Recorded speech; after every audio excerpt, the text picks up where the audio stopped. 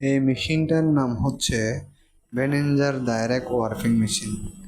এটি মূলত হেড স্টকের বিম হাই স্পিডে রানিংয়ের চালানোর জন্য এই বিভেল গিয়ারটি ব্যবহার করা হয়।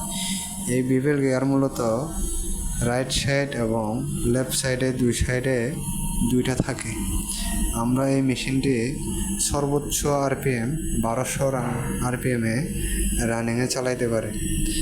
এটা সুতার কোয়ালিটি এবং কাউন্টের অনুসারে এই মেশিনটি রানিং চালানো হয়।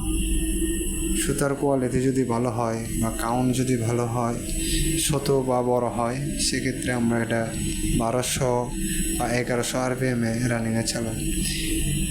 এই মেশিন এবং গিয়ার সম্পর্কে যদি কারো জানার ইচ্ছে থাকে সেক্ষেত্রে কমেন্টে জানাবেন, আমি বিস্তারিত কমেন্টে আলোচনা করে দেব। আর আমার ভিডিওতে কেমন লাগে এটা জানাবেন।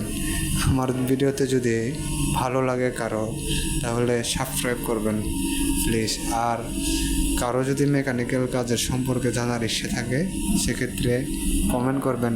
ধন্যবাদ সবাইকে।